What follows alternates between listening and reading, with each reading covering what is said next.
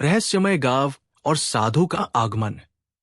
बहुत समय पहले हिमालय की तलहटी में एक छोटा सा गांव था, सोनपुर।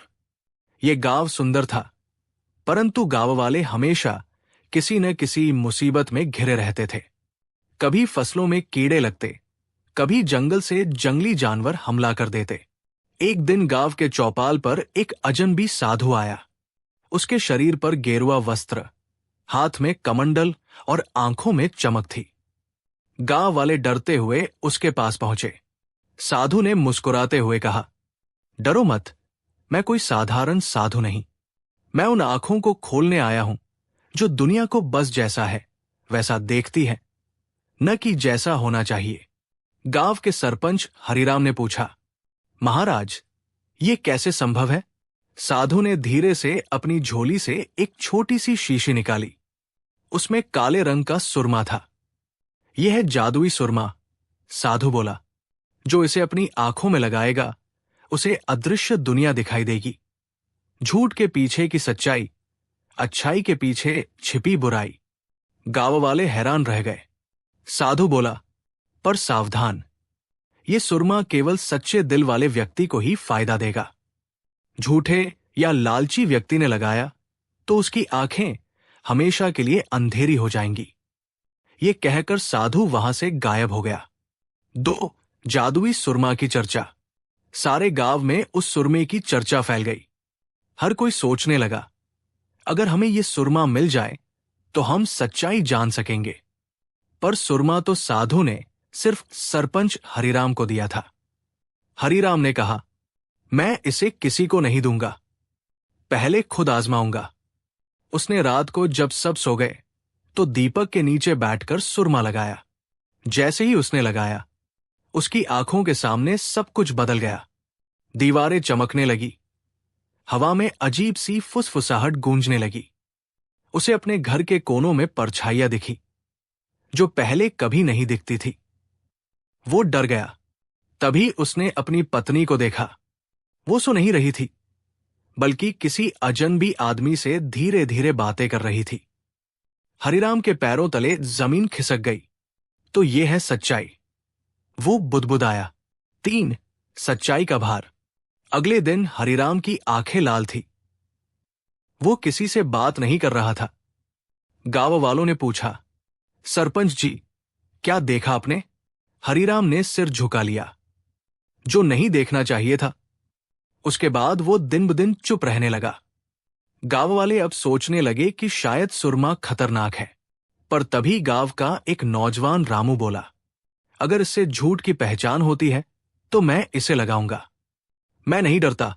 हरिराम ने मना किया, पर रामू नहीं माना। उसने सुरमा लगाया। 4. सच्चाई की नई दुनिया। जैसे ही सुरमा लगा, उसकी आंखों के सामने एक नई दुनिया खुल गई। उसे दिखने लगा कि कौन सच बोल रहा है, कौन झूठ। गांव के मंदिर में जो पुजारी था, वो चुपके से दान का पैसा जेब में डाल रहा था। गांव के वैद्य जो दवाइयां बेचता था, नकली जड़ी बूटियां बेच रहा था। रामू दंग रह गया। तो ये सब लोग इतने सालों से हमें धोखा दे रहे थे? वो अगले दिन सबको सच्चाई बताने गया, लेकिन किसी ने विश्वास नहीं किया। पुजारी बोला, ये सुरमा उसे पागल बना चुका है, इसे गांव से निकाल दो। गांव वालों ने रामू को गांव से बाहर निकाल दिया। 5. अकेलेपन की रातें। रामू जंगल में चला गया। रात को वो आग के पास बैठा और सोचने लगा, सच्चाई जानने का क्या फायदा जब कोई मानता ही नहीं। तभी उसे पेड़ों के पीछे से एक धीमी आवाज आई।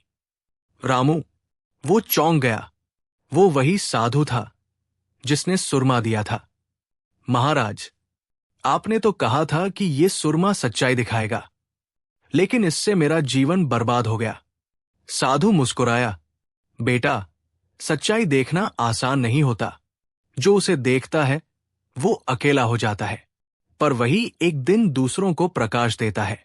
रामू बोला, तो क्या मैं भी दूसरों को प्रकाश दे सकता हूं? साधु ने कहा, हां, अगर तू अपने ज्ञान का उपयोग दूसरों की भलाई के लिए करे। 6. गांव में अंधकार। कुछ महीनों बाद गांव में अजीब घटनाएं होने लगी। रात को लोग आवाजें सुनते, खेतों से फसलें गायब हो जाती। लोगों ने कहा, यह सुरमे की सजा है। हरिराम बीमार पड़ गया। उसकी आंखें धीरे धीरे बंद होने लगी। मरने से पहले उसने अपने बेटे को सुरमे की शीशी दी और कहा, इसे रामू के पास ले जा, वही सच्चा आदमी है। 7 रामू की वापसी। हरिराम का बेटा भागता हुआ जंगल पहुंचा और रामू को सुरमा दे दिया। रामू बोला, अब समय आ गया है कि मैं इस सुरमे का उपयोग गांव की रक्षा में करूं। वो गांव लौटा। जैसे ही उसने सुरमा लगाया, उसने देखा रात के अंधेरे में कुछ काले साए घूम रहे हैं। वे इंसान नहीं, बल्कि लोभ और झूठ के भूत थे, जो लोगों के लालच से पैदा हुए थे। रामू ने मंत्र पढ़ा और सुरमे की शीशी से प्रकाश निकलने लगा। वह प्रकाश उन भूतों पर पड़ा और वे चीखते हुए गायब हो गए। गांव में फिर से शांति लौट आई। 8 सुरमे का रहस्य। सुबह गांव वाले इकट्ठा हुए। रामू ने कहा, यह सुरमा सिर्फ आंखों का नहीं, आत्मा का है। जो भीतर से सच्चा है, वही इसका लाभ पा सकता है। गांव वालों ने सिर झुका लिया। वे सब अपनी गलतियां मानने लगे। पुजारी ने दान वापस किया, वैद्य ने सच्ची दवाइयां बनाई और हर किसी ने सच्चाई अपनाई। रामू ने मुस्कुराकर कहा, अब इस सुरमे को मैं दफना दूंगा, ताकि कोई इसे लालच में फिर न खोजे। उसने शीशी को नदी के किनारे जमीन में गाड़ दिया। धीरे धीरे वहां एक सुंदर नीले फूलों का पौधा उगाया। गांव के लोग उसे सच्चाई का फूल कहने लगे। 9 वर्षों बाद, कई साल बीत गए। रामू अब बूढ़ा हो चुका था। एक दिन एक छोटा बच्चा उसके पास आया और बोला, बाबा, क्या सच में वो सुरमा जादुई था? रामू मुस्कुराया और बोला, नहीं बेटा, जादू तो हमारे दिल में था। जिस दिन हम सच्चाई देखने लगते हैं, वही दिन हमारी आंखें जादुई बन जाती हैं। बच्चा बोला, तो क्या मैं भी वैसा सुरमा पा सकता हूं? रामू ने उसकी आंखों में देखा और कहा, हाँ बेटा, अगर तू सच्चा रहेगा तो तेरा मन ही तेरा सुरमा होगा। फिर आसमान की ओर देखते हुए रामू ने कहा, सच्चाई का जादू कभी मरता नहीं, वो बस आंखें बदलता है। बहुत समय पहले राजा विक्रमदेव नाम का एक न्यायप्रिय परंतु सख्त राजा था। वो अपने राज्य में अनुशासन और ईमानदारी के लिए प्रसिद्ध था। दरबार में बुद्धिमान मंत्री, सैनिक, कवि और विदूषक सभी मौजूद रहते थे। पर उनमें सबसे ज्यादा चतुर था बीरबल जैसा व्यक्ति, जिसका नाम था वीरचंद्र। वीरचंद्र की चालाकी और बुद्धि के किस्से पूरे राज्य में फैले हुए थे। पर चालाकी के साथ साथ उसके दुश्मन भी बहुत थे, खासकर एक दरबारी मंत्री महेशदत्त, जो हर समय उसकी बुद्धि से जलता रहता था। 2 मंत्री की चाल। एक दिन महेशदत्त ने सोचा, अगर वीरचंद्र नहीं रहेगा तो राजा की नजर में मैं सबसे बुद्धिमान बन जाऊंगा। उसने एक चाल चली। वो राजा के पास गया और बोला, महाराज, वीरचंद्र की चालाकी अब अहंकार में बदल गई है। वो अपनी बुद्धि का घमंड करने लगा है। हमें उसकी परीक्षा लेनी चाहिए। राजा मुस्कुराया, ठीक है मंत्री, कल दरबार में उसे बुलाओ और कोई कठिन काम दो। महेशदत्त ने मन ही मन सोचा, अब देखता हूं कैसे निकलता है ये मेरी चाल से। 3 राजा का आदेश। अगले दिन दरबार सजा। राजा ने कहा, वीरचंद्र, तुम्हारी बुद्धि की चर्चा बहुत है। आज तुम्हें एक कार्य दिया जाता है। महाराज, आदेश दीजिए। वीरचंद्र ने झुककर कहा। राजा बोले, तुम्हें 3 दिन के भीतर एक ऐसा काम करना है जो दूसरे की चाल को काट दे, यानी किसी की योजना को उलट दो, लेकिन बिना झूठ बोले। दरबार में सन्नाटा छा गया। महेशदत्त मुस्कुराने लगा। अब तो ये फंसा। वीरचंद्र ने शांति से कहा, महाराज, 3 दिन बाद मैं उत्तर दूंगा। 4 पहला दिन, सोच और योजना। वीरचंद्र अपने घर पहुंचा। उसने सोचा, दूसरे की चाल को काटने का मतलब सिर्फ समझदारी नहीं, सही समय पर सही काम करना है। वो नगर के बाजार गया। वहां उसने देखा कि एक व्यापारी गरीबों को धोखा दे रहा है। वो नकली घी असली बताकर बेच रहा था। वीरचंद्र ने सोचा, पहली चाल तो यही है। उसने एक बूढ़ी औरत को 5 सोने के सिक्के दिए और कहा, जा, ये घी खरीद ले और कल राजा को भेंट दे। बूढ़ी औरत बोली, पर बेटा, राजा तो मुझे नहीं जानता। वीरचंद्र मुस्कुराया, बस तू कह देना कि ये घी सत्य की रसोई से आया है। 5। दूसरा दिन बाजार में हंगामा। अगले दिन जब राजा दरबार जा रहे थे, वो बूढ़ी औरत आई और बोली, महाराज, ये घी सत्य की रसोई से आया है। राजा ने आश्चर्य से कहा, सत्य की रसोई? ये कौन सी जगह है? महेशदत्त तुरंत बोला, महाराज, ये नाम तो वीरचंद्र ने बनाया होगा। राजा ने उस घी को मंगवाया। जब रसोइये ने उसे गर्म किया तो उसमें से बदबू आने लगी। राजा क्रोधित हो गए। ये कौन सा धोखा है? महेशदत्त बोला, महाराज, यही वीरचंद्र की चाल है। उसने आपको झूठा घी भेंट करवाया। राजा ने वीरचंद्र को बुलाया। 6। वीरचंद्र की चाल की काट। राजा बोले, वीरचंद्र, क्या ये घी तूने भिजवाया? वीरचंद्र ने शांति से उत्तर दिया, हाँ महाराज, मैंने ही भेजवाया था, पर मैंने कहा था कि ये सत्य की रसोई से आया है। राजा बोले, इसका क्या मतलब? वीरचंद्र बोला, महाराज, ये उसी व्यापारी का घी है जो झूठ बोलकर गरीबों को नकली सामान बेचता है। मैंने उसकी चाल को सत्य की रोशनी में दिखा दिया। दरबार में सन्नाटा छा गया। राजा मुस्कुराए, वाह, तो ये तो उस व्यापारी की चाल की काट थी।